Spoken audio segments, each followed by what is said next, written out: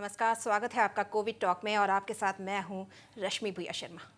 Corona महामारी ने सिर्फ लोगों के शरीर पर ही नहीं उनके मन पर भी असर डाला है। लगातार लॉकडाउन या कोरोना से बचाव के उपायों का पालन, इन्फेक्शन का डर और महामारी के कारण दिन रात मिलने वाली दुखद सूचनाएं बहुत से लोगों को मानसिक तनाव का शिकार बना रही है। कई रिपोर्ट से बताती है कि महामारी के दौरान मनोवैज्ञानिकों से मदद लेने वालों की तादाद भी तेजी से बढ़ी है। बच्चों के लिए भी यह दौर बेहद परेशान करने वाला है। स्कूलों में अपने हम उम्र साथियों के साथ मिलजुल कर पढ़ना लिखना और उसके बाद दूसरे बच्चों के साथ मिलकर खेलना कूदना सब बंद है। घर में ऑनलाइन पढ़ाई और बाकी समय कंप्यूटर, मोबाइल या गेमिंग डिवाइसेस के सहारे वक्त काटना ज़्यादातर बच्चों का यही रूटीन हो गया है। कुल मिलाकर हालात ऐसे हैं कि क्या बच्चे और क्या बड़े सभी मानसिक तनाव का सामना कर रहे हैं। यही तनाव बढ़ जाए तो डिप्रेशन यानी अवसाद की समस्या शुरू हो जाती है। उस पर मुसीबत यह कि कोरोना की वजह से मनोवैज्ञानिक मदद ले पाना भी पहले के मुकाबले मुश्किल हो गया है। ऐसे में मानसिक तनाव या परेशानियों से जूझते लोग अपने मेंटल हेल्थ का ख्याल कैसे रखें? वो कौन से लक्षण हैं जिन्हें देखते ही आपको सतर्क हो जाना है कि आप डिप्रेशन में जा रहे हैं और अब आपको मनोरोग चिकित्सक के पास जाना चाहिए? इन्हीं सब विषयों पर बात करने के लिए आज हमारे साथ स्टूडियो में मौजूद है मनोरोग विशेषज्ञ doctor Sanjay Singh. Doctor Sanjay Singh drugs de addiction specialist भी है। स्वागत है डॉक्टर संजय सिंह आपका बहुत बहुत स्टूडियो में। और इससे पहले कि हम बातचीत शुरू करें, दर्शकों आपको बता दें कि फ़ोन लाइन भी हम खोलने जा रहे हैं। आपके भी अगर कोई सवाल हो तो नीचे दिए गए नंबरों पर आप कॉल कर सकते हैं। जी डॉक्टर संजय सिंह, सबसे पहले जानना चाहेंगे कि लोगों में इस वक्त महामारी का समय है, लोगों में एक खौफ है, कहीं मुझे इन्फेक्शन तो नहीं हो जाएगा, क्या मुझसे मेरे परिवार को इन्फेक्शन तो नहीं हो जाएगा। एक तमाम तरह की एक निगेटिविटी है कि इस इन्फेक्शन को लेकर, तो अपना जो ये डर है उस पर हम काबू कैसे पाएँ? देखिए, ये कोरोना जो 2019, 20 और अभी 21, ये 3 साल ऑलमोस्ट 19 के एंड से लेकर पर हमारे देश में ये 20 में स्टार्ट हुआ, मार्च में। ऑलमोस्ट 2 साल होने वाले हैं। ये हमने कभी सोचा नहीं था कि ऐसा कभी वक्त आएगा। किसी ने कभी सोचा भी नहीं कि हमें ऐसे दौर से गुजरना पड़ेगा जहाँ पे हमें ऐसे सब कभी हमने सुने भी नहीं कि क्वारंटाइन, लॉकडाउन, उसके बाद आपको आइसोलेशन, सोशल डिस्टेंसिंग, मास्क पहनना तो बहुत दूर की बात, हमने कभी ऐसे सोचा भी नहीं था अपने कभी दिमाग में। पर जब इस दौर से हम गुजरने लगे और अपने आसपास के लोगों को, अपने परिवारजनों को जब देखे कि उनको इन्फेक्शन हो रहा है, उनको ले जाया जा रहा है, आइसोलेट किया जा रहा है, तो एक तरह का खौफ पैदा हुआ लोगों के मन में कि ये बीमारी है क्या, ये कैसे, ये इससे कौन कौन लोग हैं जो संक्रमित होते हैं, कैसे होते हैं।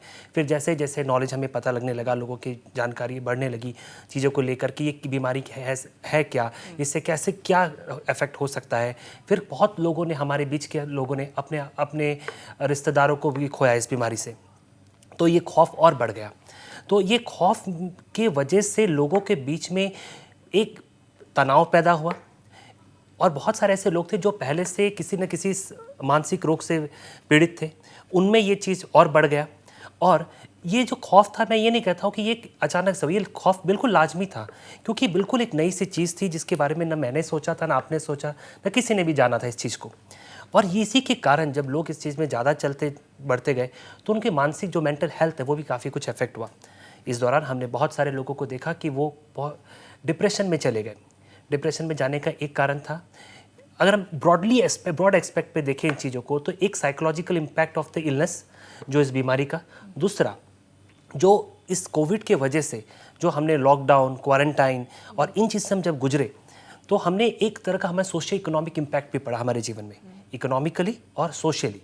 जब इकोनॉमिकली कहूँ तो हमारा बहुत सारे हमारे आसपास के लोगों का फाइनेंशियल। जी डॉक्टर संजय सिंह, थोड़ा सा आपको रोकना चाहेंगे, एक कॉलर हमसे जुड़ रहे हैं। जी, कहाँ से कह रहे हैं आप और क्या सवाल है आपके पास? जी मैं शिलोंग से बोल रही हूँ। जी कहिए। जी मेरा सवाल डॉक्टर से ये है, मेरे पिताजी को पिछले कई महीनों से रोज सुबह सुबह सर में दर्द होते बोलते ना, और फिर ऐसा है ना, ये चाहते कि हम सब एक के साथ ही बैठे घर में बोल के, अगर हम कहीं भी कोई भी निकले घर से तो इन्हें बहुत ज्यादा घबराहट होती है, तो हम क्या करें सर?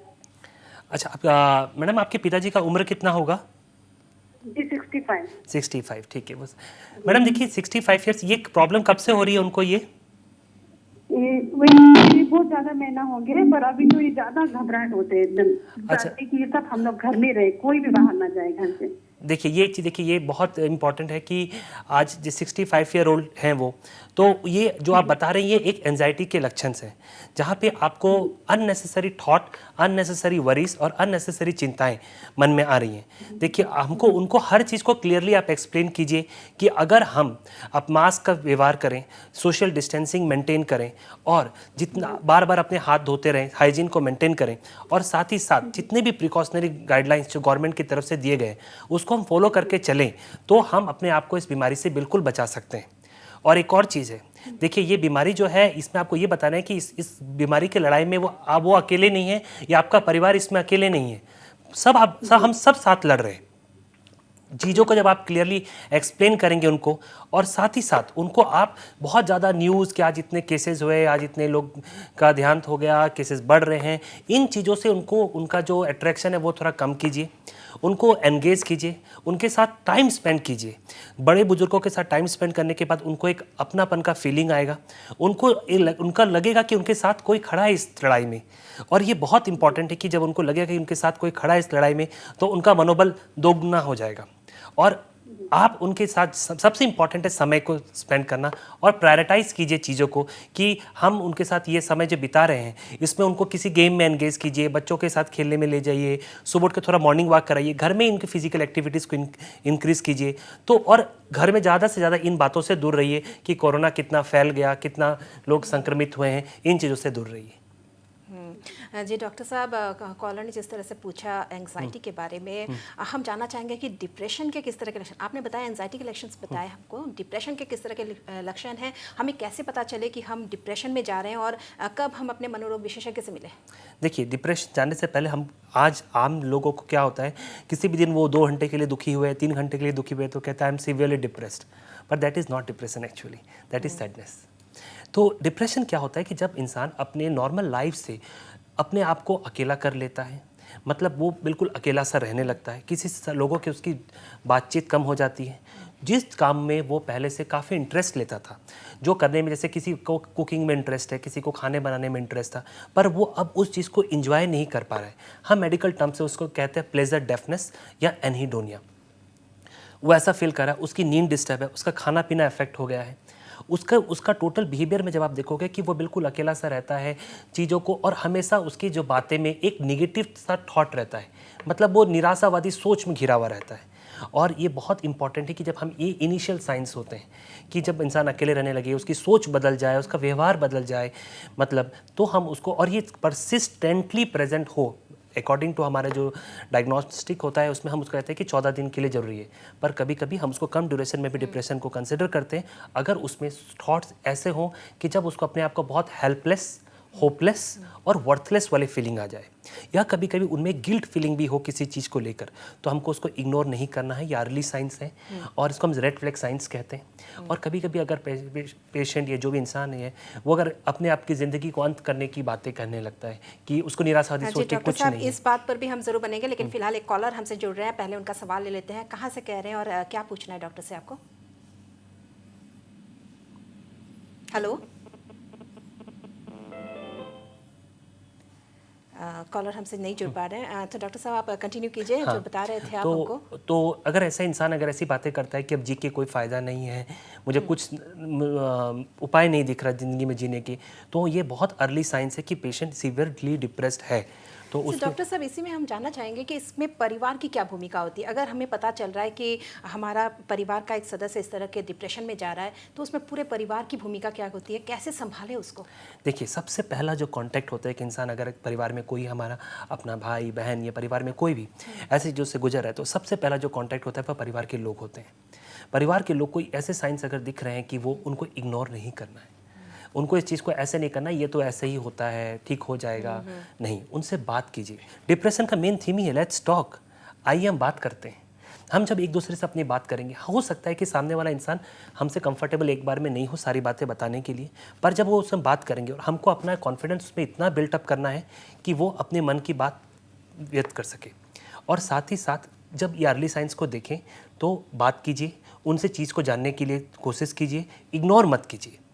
और अगर आपको लगता है कि आप नहीं कर पा रहे हो तो, और साथ में आपको कुछ भी अगर इंसान के नॉर्मल बिहेवियर से कोई भी डिविएशन आपको दिख रहा है, तो आप मनोचिकित्सक का सहाय लीजिए, उनसे बात कीजिए कि शायद इंसान, ये अर्ली साइंस ऑफ डिप्रेशन भी हो सकता है। कभी कभी हम एक प्रोड्रोमल साइकोसिस भी कहते हैं, जो एक डिप्रेशन की तरह ही प्रेजेंट करता है, पर वो होता है एक साइकोटिक फीचर्स के अर्ली साइंस।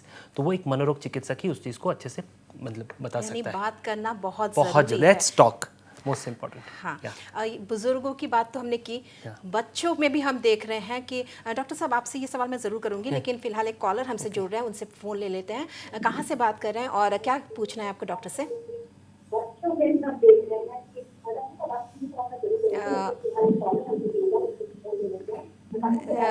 हेलो जी, आपकी आवाज़ हम तक क्लियर नहीं पहुंच रही है जी। हम हेलो, हाँ बोलिए। अगर आपने टीवी लगा रखा है तो ज़रा वॉल्यूम कम कर दीजिए। हेलो,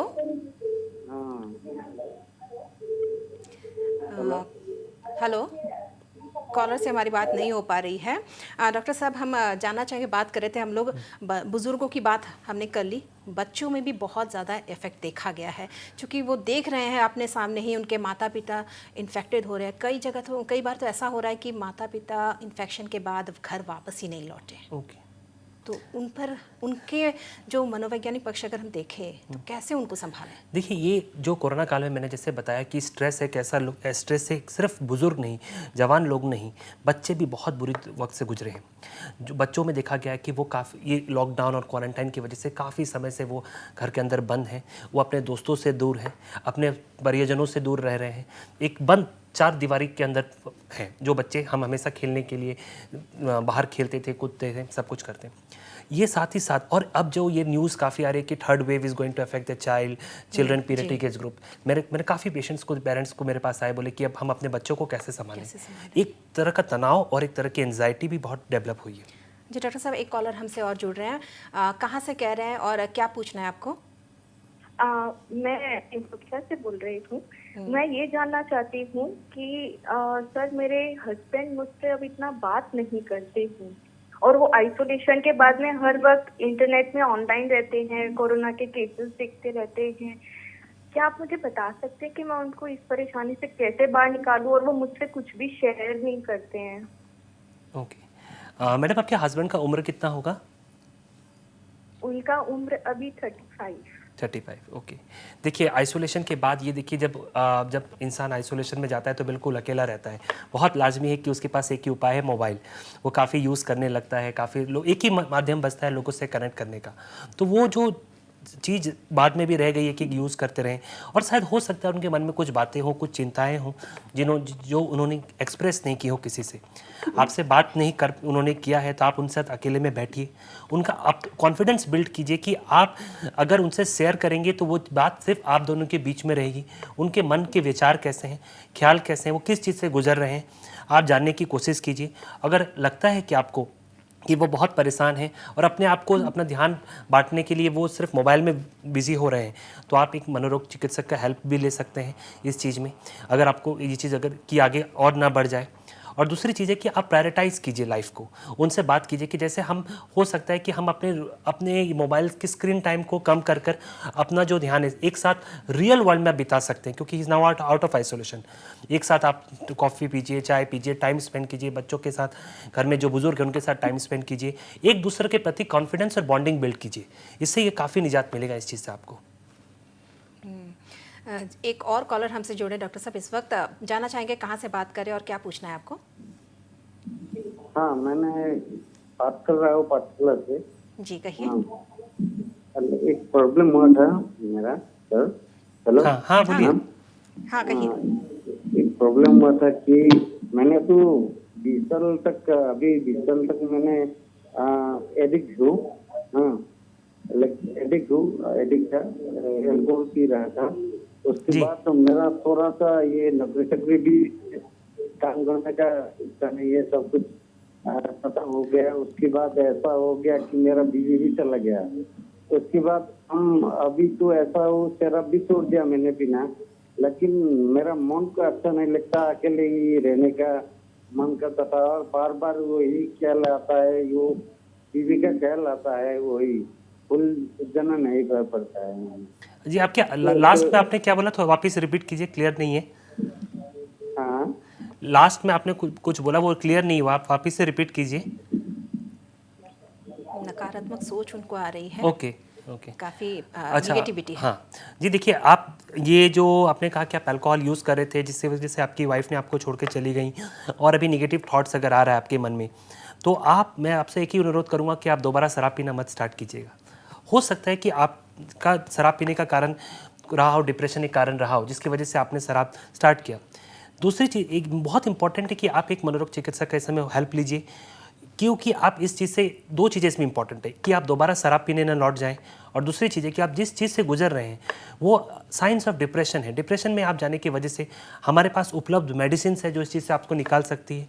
हम काउंसलिंग करते हैं लोगों को, जो आपकी सोच को बदल सकता है, और हमारे पास बहुत ही अच्छे मेडिसिन हैं जिसके थ्रू आप इस चीज़ से निकल कर आप नॉर्मल एक ज़िंदगी जी सकते हैं। और एक ही चीज़ बताऊंगा कि एडिक्शन किसी भी चीज़ का सॉल्यूशन नहीं है। एडिक्शन सिर्फ आपको ही नहीं, आपके परिवार को भी ख़त्म करता है। जी डॉक्टर, कोविड के दौरान हमने देखा है कि इंसोम्निया की भी परेशानी हो रही है। ये स्लीप साइकिल अपना कैसे मेंटेन करें, स्लीप हाइजीन क्या है, आप ज़रा दर्शकों को हमारे बताएं। ओके, देखिए ड्यूरिंग कोविड ये देखा गया है कि लोगों के काफ़ी स्लीप डिस्टर्ब है।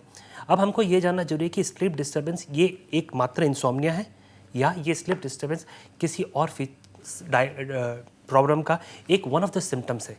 डिप्रेशन में भी स्लीप डिस्टर्ब होता है, काफ़ी एंजाइटी होने की वजह से भी स्लीप डिस्टर्ब हो सकता है, और अगर साइकोसिस अगर पेशेंट को डेवलप हो रहा है तो early signs of sleep disturbance, ये स्लीप डिस्टर्बेंस एक अर्ली साइन भी हो सकता है। या अगर एक मात्र इंसोम्निया ही है तो हम उसको कैसे उससे निजात पा सकते हैं। स्लीप साइकिल और स्लीप साइकिल को मेंटेन करना, उसके हाइजीन को बहुत इंपॉर्टेंट है कि हम स्लीप हाइजीन को मेंटेन करें।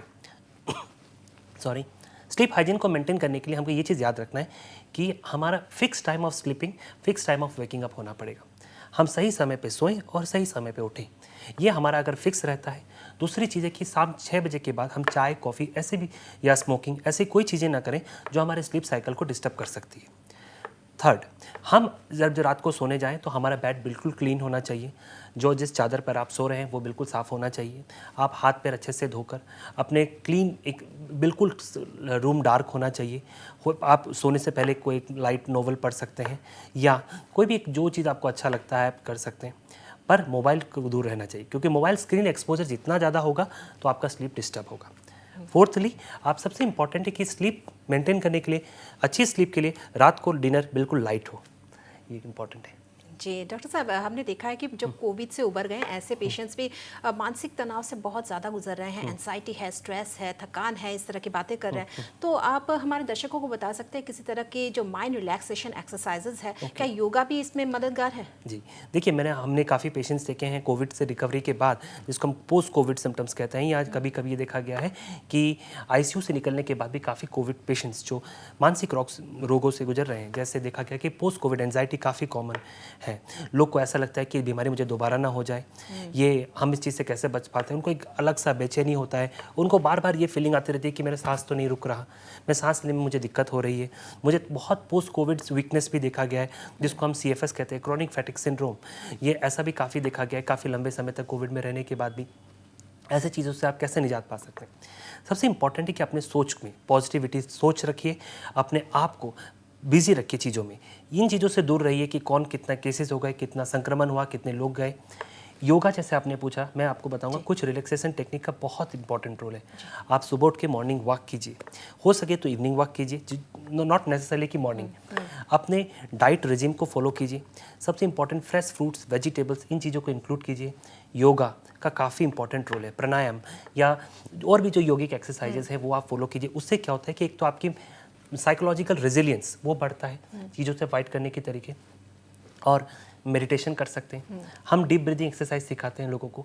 डीप ब्रीदिंग एक्सरसाइज से क्या होता है कि एंजाइटी कम होता है, और हमारे पास कुछ और रिलैक्सेशन टेक्निक्स भी हैं, जैसे जिसको हम JPMR कहते हैं, जैकबसन प्रोग्रेसिव मसल रिलैक्सेशन, जो बॉडी से हमारे एंजाइटी को डिक्रीज करता है। ऐसे कई काफ़ी रिलैक्सेशन टेक्निक्स हैं जो आप फॉलो कर सकते हैं इस चीज़ से, जो आपको हेल्प करेगा इसमें पोस्ट कोविड सिम्टम्स को रिलीव करने में। जी डॉक्टर साहब, बच्चों को हम लोग कैसे एंगेज करें? इस वक्त तो सब ऑनलाइन क्लासेस में हैं, घर पे ही रह रहे हैं, काफ़ी अभी लगभग 1.5 साल हो गया घर पे ही हैं, ऑनलाइन क्लासेस में हैं। अब दिन भर उनका मतलब उन लोग का तो एक एंजाइटी अलग सा है, उनका स्ट्रेस एक अलग सा है, उनको हम कैसे एंगेज कर सकते हैं? देखिए, इसमें एक चीज़ है कि अब बच्चे हम ऑब्वियसली घर में हैं, तो हम जो मेरा सोचना है कि दिस इज़ एन अपॉर्चुनिटी, हम इसको एक अपॉर्चुनिटी में क्यों ना कन्वर्ट कर दें। एक समय है जहाँ बच्चों के साथ स्पेंड करें, उनके साथ बॉन्डिंग डेवलप करें, बच्चों के जो ग्रैंड पेरेंट्स के साथ है वो बॉन्डिंग डेवलप हो। हम उनको अपने साथ जो हमारे से हाउस होल्ड चोर्स हैं, खाना बनाना, कुछ करना, उसमें इन्वॉल्व करें, उनके लाइफ को प्रायोरिटाइज करें, रूटीनाइज्ड करें। जैसे बच्चे सुबह उठते हैं, स्कूल जाते थे, फिर आके टिफ़िन बॉक्स, फिर लंच, फिर उसके बाद गेमिंग, क्यों हम वो घर में नहीं करें? टाइम सेट कर दें। ऑनलाइन क्लासेस भी ड्यूरिंग ऑफिशियल आवर्स जो होते हैं उसमें ही होते हैं, तो उसी को हम प्रायोरिटाइज करके अगर बच्चों को नॉर्मल उनको सिर्फ एनवायरनमेंट बदलेगा पर रूटीन वही रखना है, रूटीन वही रखना है, रूटीन फॉलो करते रहना है। उनके साथ आप बॉन्ड खेलिए, कूदिए, आप उनके साथ टाइम स्पेंड कीजिए, इस अपॉर्चुनिटी को मत खोइए। शायद ये अपॉर्चुनिटी आप ये हो सकता है, ये पैंडेमिक एक आपके बच्चों के साथ जो कम समय मिलता था आप लोगों को स्पेंड करने के लिए, यानी नेगेटिविटी में भी पॉजिटिविटी देखनी है हमको। हाँ, और उन लोगों को आप क्या सलाह देना चाहेंगे? देखिए, लॉकडाउन की वजह से, कोरोना की वजह से कई लोगों की जॉब गई है, बेरोजगार हुए हैं, बिजनेस कर रहे हैं, बिजनेस में भी लॉस हो रहा है, ऐसे में वो लोग भी काफ़ी डिप्रेस्ड है, काफ़ी मेंटल स्ट्रेस है। ऐसे लोगों को आप क्या सलाह देंगे, किस तरह से अपने को वो लोग परिस्थिति को संभालें? मैं एक चीज़ कहना चाहूँगा कि देखिए, दुनिया में कोई भी चीज़ परमानेंट नहीं होती। आज अंधेरा है तो कल सवेरा भी होगा। ये वक्त गुजर जाएगा और बहुत जल्द जाएगा, मुझे विश्वास है, और हम सबको विश्वास है। बिल्कुल, क्योंकि कोई भी चीज़ परमानेंट नहीं होती। तो और ये जो सोच जो अभी मैंने जैसे बताया कि हमारे साइकोलॉजिकल इम्पैक्ट तो हुआ ही है, एक सोशियो इकोनॉमिक इम्पैक्ट हुआ है। सोशियो मतलब अपने परिवारजनों से दूर, अपने दोस्तों से दूर। इकोनॉमिक इम्पैक्ट, फिनेंशियल ब्रेकडाउन, लोगों ने जॉब खोया है। पर मैं ये कहूँगा, ये वक्त है, थोड़ा आप पेशेंस रखिए, हिम्मत मत हारिए। ज़िंदगी बहुत लंबी है और हमको बहुत आगे जाना है। तो ये इस वक्त में हम अपने आप को, आप अकेले नहीं, हम सब आपके साथ हैं, हम इस लड़ाई में सब एक साथ हैं। ये वक्त हमें बस निकालना है उसको, और धीरे धीरे देखिए ज़िंदगी में अपॉर्चुनिटीज़ आते जाएगी, काम होते जाएगा, सब कुछ चलते रहेगा। हम जो कहते हैं ना, जान है तो जहान है, बस वही बात है। जी, बहुत बहुत धन्यवाद संजय सिंह, आपसे जुड़ने के लिए। डॉक्टर संजय सिंह, बहुत बहुत धन्यवाद, आपने कीमती समय हमारे लिए निकाला, स्टूडियो में आए आप हमारे लिए। तो यहाँ कुल मिलाकर नकारात्मक सोच से उबरना इस वक्त बहुत ही ज़रूरी है। हमें इस बात का ध्यान रखना है कि अपने आसपास की निगेटिविटी को खुद पर हावी ना होने दें। महामारी के इस दौर में जितना हो सके निगेटिविटी से बचें। ये वक्त है अपना और अपनों का ख्याल रखने का। कोविड टॉक के अगले एपिसोड में फिर मुलाकात होगी, तब तक सावधान रहिए, सुरक्षित रहिए। धन्यवाद।